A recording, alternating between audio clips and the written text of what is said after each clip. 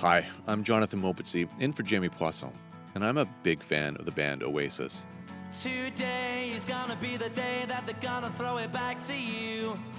Their biggest hit, Wonderwall, has been dominating the streaming charts this week after news that, following 15 years, the band is finally getting back together.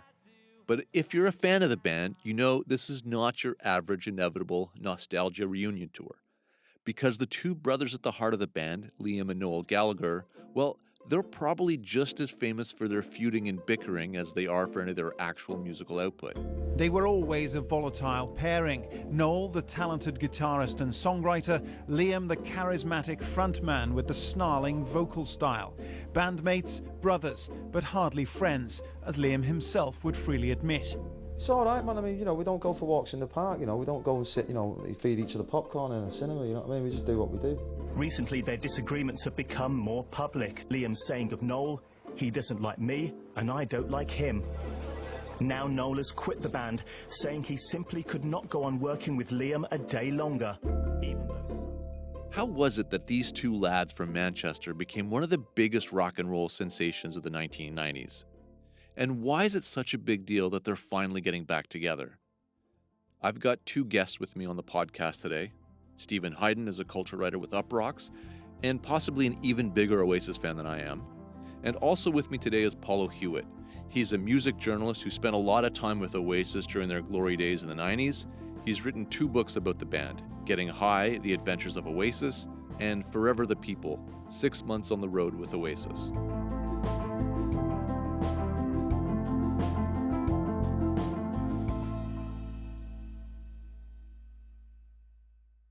So, Stephen, I'd like to start with you. Earlier this week, you wrote that, quote, if you're a music fan, you probably have a handful of I remember exactly where I was when I heard it albums. And for you, one of those was the first Oasis album, Definitely Maybe. Can you take me back to that moment and tell us what was so compelling about it?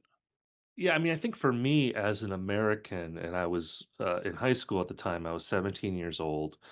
Oasis represented something that it just felt very different at the time. I don't think you can disregard the context of when that record came out. It was released in August of 1994, and that's just 4 months after Kurt Cobain took his own life.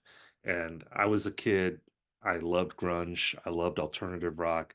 That was the formative music for me of like my early teen years. And it felt like there was a void in music after Cobain died. And then along comes this band from England, and for me, it just felt so different. The sound of the band, their attitude, what they represented, the working class aspect of their background.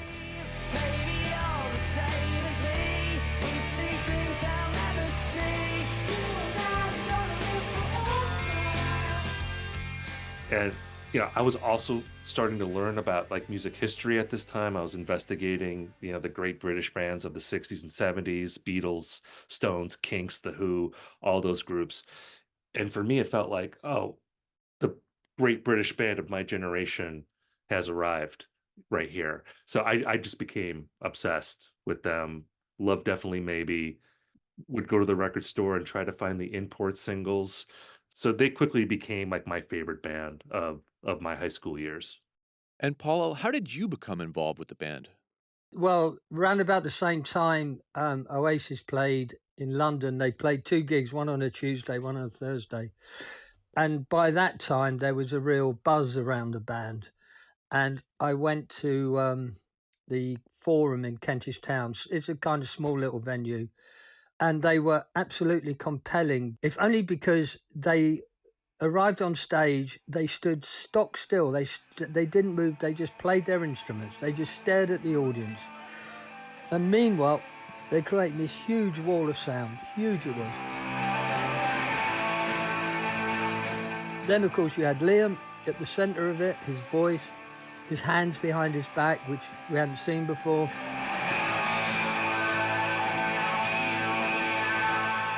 It really was something special. And then I saw him, I went to an after show party, and I was introduced to Noel there because he'd read my book about the Jam. He's a big Jam fan, so he'd read that and he kind of knew who I was.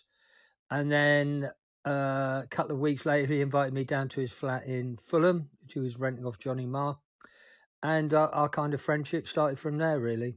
But, you know, the thing about the band, you know, what Stephen is saying is so right. They were just so fresh and so unique. In this country, rock music had just been dire. You know, I was much more interested in acid house and hip hop, to be honest with you, because that's where the really interesting things were happening. That's where you got attitude and rebellious spirit. And in rock music, we just had a thing called shoegazing. It was just, you know, it wasn't the most exciting at times. And Oasis came along and they made music really exciting, and they made themselves really exciting, and they were fascinating. And they had this new attitude where they would talk about, you know, very openly about their drug use, about wanting to go to bed with women, about, you know, the whole rock and roll thing, which most people tried to keep under a wrap, but they were just completely open about it. Liam was at it again last year. He celebrated the birth of his son Gene by belting a photographer in a pub. Later that day, he tried to pick another fight with a snapper outside the Portland hospital. I thought you were f***ing You're just, yeah, bring it, wanker. You look like a bad dick. Bring it. Come on, then. Very swaggering, came from the, you know, Stephen said the working class thing was very, very, very upfront. You know, coming from that culture, reflecting it in their music and their attitude. It you know, it's a cliche, but it was just it wasn't a breath of fresh air. It was a wind, a thunderstorm of fresh air that they created. For those who may not have been around at the time, or for those of us who may not remember, just how big of a deal was Oasis in the mid-90s? It was absolutely huge. People were just fascinated by them. They were fascinated by Liam's belligerence. They were fascinated by Noel's music. They were fascinated by their interviews. Their first major Enemy interview, and they spent the whole time just quarrelling with each other about why Oasis were important and who was responsible. Liam saying I was, and Noel saying no, you're not. I am, you dick, and you can do one. If you think rock and roll, it's getting arrested. Rock and roll is about being yourself, and I want to keep out and a drink and rock and roll's about music. Music. It's not about you. It's not about me. It's not about Oasis. It's about the songs. No, it isn't. It's not. And it just took off in such a, I don't know, in a way that was, it was like Beatlemania. I mean, that interview, I mean, what other band has their first Enemy interview released as a single? It came out as a single over here called Wibbling Rivalry, and it charted. I mean, all things Oasis was suddenly the hottest thing. Like I said, they had a sense of humour which was unique to them and to Manchester. Everything about them was fresh and intriguing. Stephen, why do you think Oasis became such a global phenomenon? Yeah, you know, it's fascinating hearing Paulo and other people this week talk about how big Oasis was in England and in Europe in general, because it is really an interesting perspective to me. The thing I've really gathered this week is that Oasis is almost like a national mascot band for England. It feels like, where people really identify with them as something more than just a rock band, that this is like a band that belongs to us, like a people's band. And it's a little bit different being here in America. There were other British acts that were breaking through at that time, but I really feel like Oasis stood apart. It's interesting with Oasis in America, because I think with British rock bands, especially at that time, there were a lot of, you know, Britpop groups coming out, and a lot of them didn't translate in America. And a lot of times it's because they read as so specifically British that it's hard for Americans to wrap their heads around it. You know, like a band like Blur, for instance, I think if you look at their songs, it felt very specific to a young British person's experience in the 90s. And Oasis had that great mix where, you know, you could listen to them and you could hear Liam's voice and know, okay, he's representing Manchester. You know, it felt very specific to that. But the songs of Oasis have a universal kind of generalized feel to them, where you don't have to be from England to get it. You don't have to be from anywhere to get it. There's something about his choruses that just implore you to sing along. You know, you hear them once and you feel like you've already heard the song a million times in the past.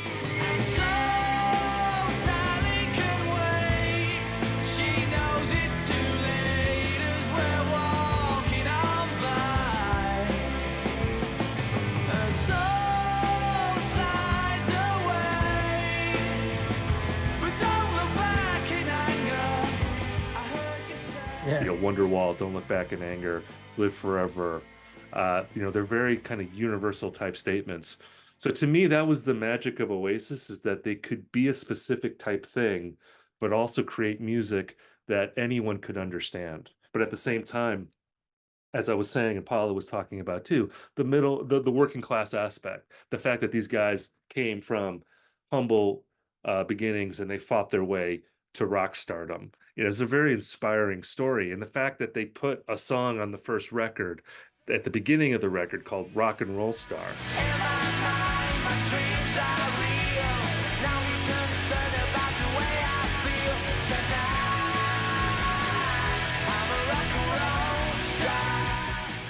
To me, it's like one of the greatest called shots in rock history, because they weren't rock stars yet when they made that song. No. And it would have maybe sounded foolish if that album had flopped, but it of course didn't, and they actually became rock and roll stars. So just that statement of purpose there, it's something that you can relate to even if you're not a rock and roll star. I mean, we all, I think, have those dreams, and to see these guys pull it off, I think, was really inspirational for people who love that band.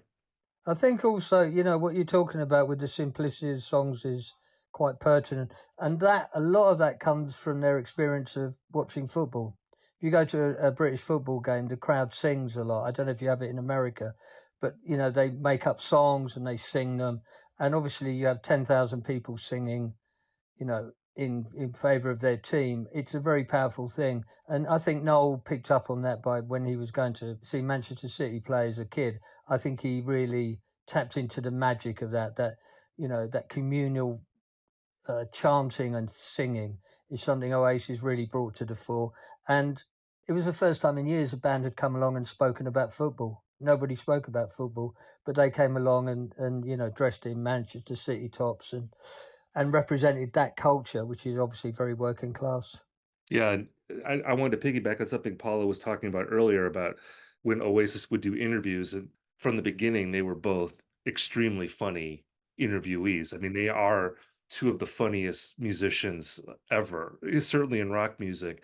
And I think with Oasis, loving this band has always been like a holistic experience. It's not just about the music, it's about the interviews, it's about, the documentaries, it's about the lore. I think that's really what separates them and probably all the great rock bands from bands that are really good, but maybe the musicians are kind of boring.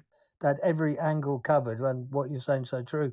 And also, one of the things that they did, which was really clever, is in England you have a tabloid press which was always looking to create scandal, to find girls who'd slept with rock stars or Boy George's heroin habit. They were always on the lookout for that. But with Oasis they couldn't do it, because Oasis straight away went, yeah, we take loads of drugs, we go with loads of women, we get drunk all the time, we get into fights. And I remember the News of the World very early on had some story about Liam sniffing lines of cocaine off the top of a coach. And I just felt like the whole country going, yeah, we know, yeah. So got anything else? Tell us, of course he does, And I think that openness and that honesty really endeared them to a lot of people. When I think along those same lines, Oasis is the rare band that even when they falter musically, they're still fun to follow. I mean, when a band can fail and still be interesting, to me, again, that sets them apart. Like that really sets, I think, the true greats apart. And I think Oasis has that. Well, and also there was something you said earlier, which was really true about them being a national treasure here. They are much like a football team. The people who love Oasis love them like a football team. And when you love a football team, you don't support anyone else. You love that team and you always support that team, whatever they're doing. If they go down a division, you still support them. And so Oasis, after Be Here Now, I would argue, artistically started to really struggle. People still supported them. Oasis were their team. This is their team. So now that they've returned, it's like, oh my God, we're back in the game, and it's that football thing again coming into play, that love you have for a team, that loyalty you have.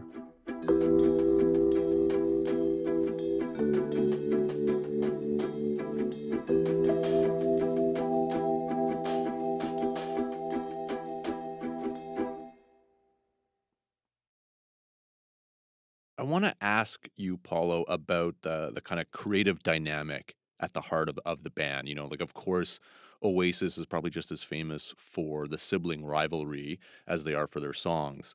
What was the relationship like between Noel and Liam in the very early days of the band? I think it was taken for granted that they loved each other. That was never an issue. In Manchester, there is this kind of culture of really pulling people down. You know, people who think they're a little bit too big for their boots, they love to bring them down. And Oasis were full of that. You know, Liam and Noel would snipe at each other on that level. I mean, he's a brilliant singer for a start off. And also... so it's not a bad thing to say. Hey, Liam, if you're watching, Dave started laughing first, all right? But really, what it was about was this fight for the soul of Oasis. You know, why were they so popular? Was it Noel's songs? Or, as Liam would argue, no, it was me as a frontman, people relating to me. And that was the eternal fight. And, of course, there's never a correct answer to that question. They just bickered and bickered and bickered over it. And then when it got into superstardom, it then became more serious because all these things become more serious. You know, I remember in one of the documentaries, Liam saying, "Oh, I knew we were getting quite big because suddenly we were in the studio and there were a lot of people there with man bags on, you know, their record company and the management, and suddenly there's all these people in their lives. And so everything became serious. So therefore, things that would have happened pre-Nebworth would have been a laugh and dealt with, and that's fine. But after Nebworth, when it all becomes superstar-y and rock star, it all suddenly becomes very serious and people get much angrier. But that relationship was fascinating. As Stephen said, it was one of the elements of Oasis that kept you hooked. Like, were these guys ever going to make up? And did he really mean that about him? And, you know, what's Noel going to think about him doing this? And, you know, it was just constantly interesting. And I remember, how real is that? Is that like a game and then you snap each other on Twitter and then you phone each other up afterwards and have a laugh? Yeah. Oh, God, no, that's well for real, man. Is it really? Yeah. We don't like each other, man. A lot of people think we're waiting around, you know what I mean, for like a few more noughts on the end for the thing, but they've already offered us like loads of money, like millions and millions, but not about the money, is it? You know what I mean? You know, that dynamic that Paulo was talking about, I think, is really fascinating because in a way that question was answered by their solo careers. To me, whenever I listen to their solo work, I just feel like, don't you see that you complete each other musically? like you need each other because what's missing from Acquiesce. Yeah, exactly. Like what's missing from this side, this other side is getting there. And when you guys are together, the elements that you both bring to the table, that's what creates this great dynamic that was in Oasis. Mm-hmm. Stephen, I want to propose that, you know, in one of your pieces, you kind of suggested the brothers almost represent two different philosophical positions about what rock and roll is. You know, like you kind of mention the early Wibbling rivalry recording, that interview between whether or not getting kicked off of a ferry is rock and roll or if it's a distraction from rock and roll. Can you expand on that? Like, how do the brothers represent different poles in the argument about what rock and roll is? Well, it goes back, I think, to that dynamic that Paula was talking about, the idea of, is it about the songs and is it about the music or is it about being a rock star? And with Liam, it always felt like it was about being a rock star, although I think he cares more about the music than he gets credit for.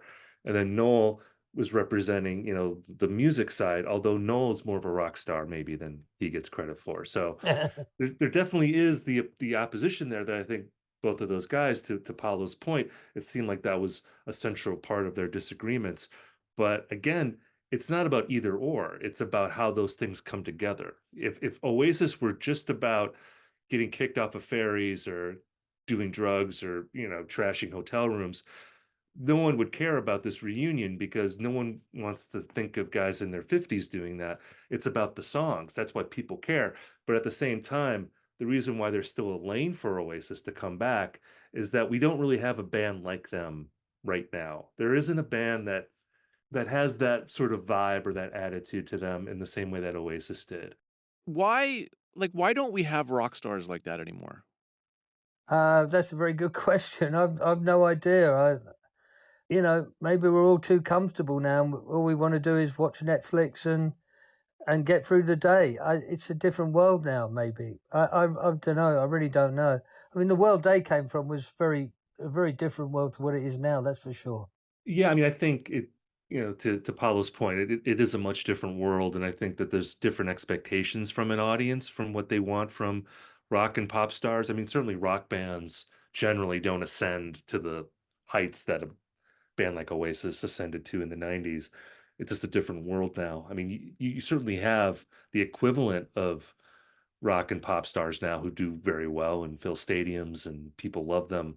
But again, that very kind of specific kind of rock star that you get from Oasis, it is, I think, part of a world that maybe isn't around anymore. I mean, they came from a tradition, didn't they, of the Stones, Right. the Beat. Liam sing with John Lennon because Lennon was always the one who would speak out in the Beatles.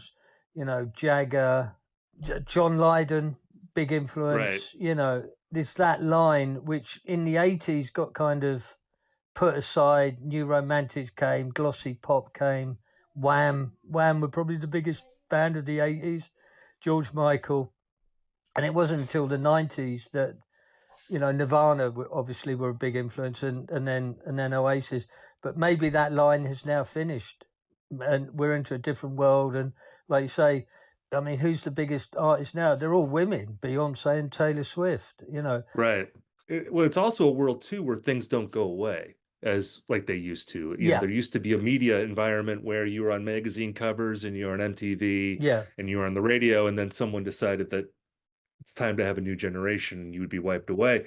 Whereas now with streaming platforms, Wonderwall can be the biggest rock song in the world for years. You can look back and find this stuff, and I think that's what's happened. I think that Gen Z lot have discovered Oasis and gone, wow, this is the band we need in our lives. But it's not a current band, it's not a contemporary band, and maybe Oasis now will again inspire a new generation of people.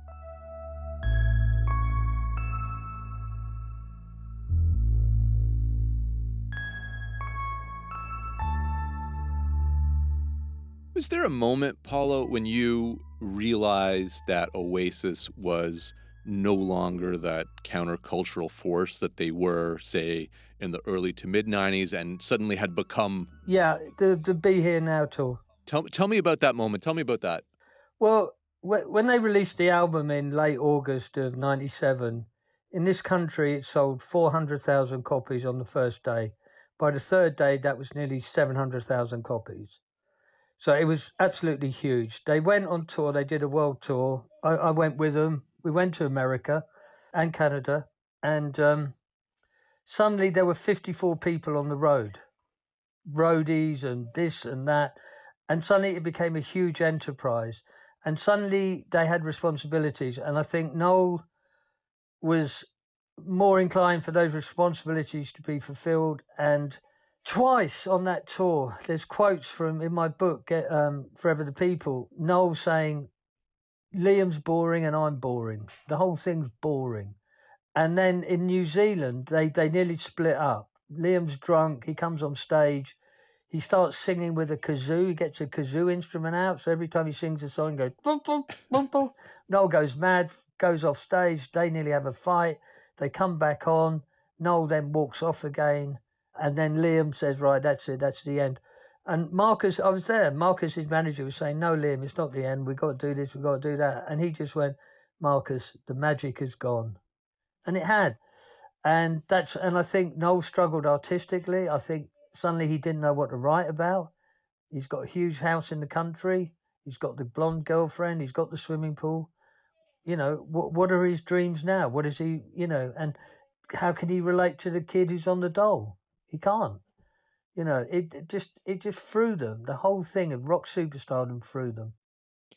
Paulo, you kind of, as you mentioned, there's been such a on again, off again aspect to their career until 2009 when Noel finally quit the band in what seemed like a pretty definitive way. But, obviously earlier this week, Noel and Liam announced that they're reuniting for a tour of Ireland and the UK. Were you surprised by the announcement? No, I always thought that they would come back together. I think Noel needed, he needed a 15-year holiday from Liam. I could understand that, but I think that I think they're addicted to each other. I think that it's unresolved. The whole thing's unresolved. The fact that there's probably £100 million on the table probably helped a lot as well, I would say. That always comes in handy, I would think. It does, doesn't it? Especially when you just divorced your wife and lost 20 million, as Noel Gallagher has. So, Yeah. you know, I wasn't surprised. I was waiting for it. I did think that they would come together. What's interesting to me, I don't know how you feel, Stephen, but they're not making a new album, apparently. Right. I mean, I wonder if there's just let's just get through these shows and see if we can make it and not kill each other, and then maybe they make a record after that. I mean, it's unclear at this point if this is going to be a permanent reunion or if they're just doing these dates and that's it. But yeah, I mean, again, it just seemed inevitable when you have these two guys that they can do fine on their own. They can have a solo career and sell tickets, but you can also be in one of the biggest bands in the world. You can be and like, how do you resist that at some point? Let me put this next question as provocatively as I can. So, like, two brothers in their 50s, getting a band back together that, aside from two great albums 30 years ago, hasn't really done anything special since. Why do we, and I'm including myself here, why do we care so much about this? Well, I think because, when you think about the great rock bands, there's not that many of them left, at least the bands that play on this level. I mean, there's a lot of great bands working today, making really good music, and I write about them and I love them and they're fantastic.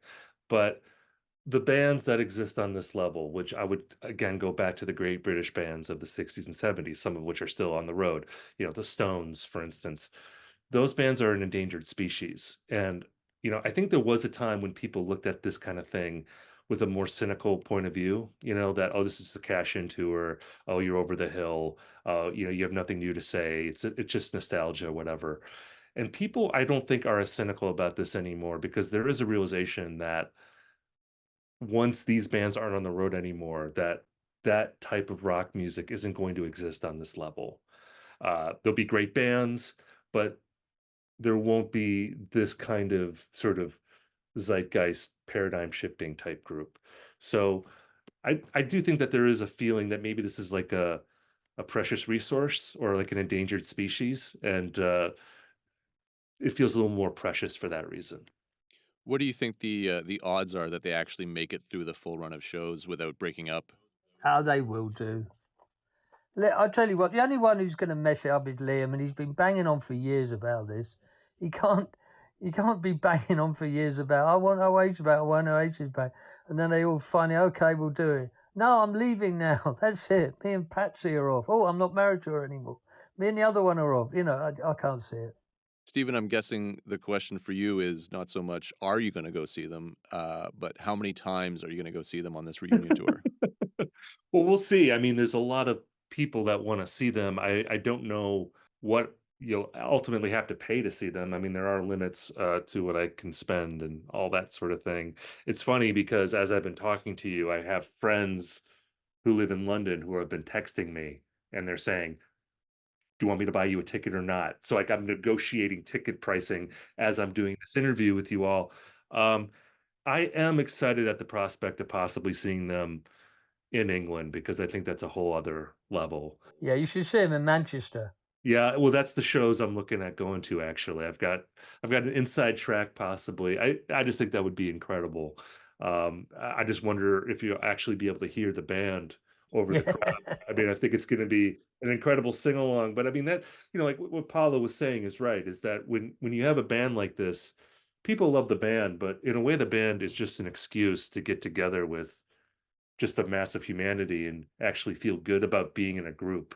How many opportunities do we have as humans to be in public and feel like you're part of a positive community? This is really one of the only chances you have for that. So I think that ultimately is what people pay for. They want to be together and enjoy this thing that they all love as a group.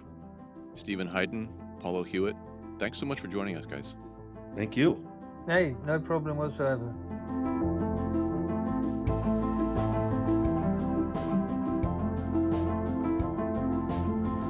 That's all for today. Front Burner was produced this week by Derek Vanderwyk, Joyita Semgupta, Matt Muse, and Ali Janes. Sound design was by Mackenzie Cameron, Marco Luciano, and Sam McNulty. Music is by Joseph Shabison. Our senior producer is Elaine Chow. Our executive producer is Nick McCabe-Locos. I'm Jonathan Mopetzy. Front Burner will be back next week. Thanks for listening.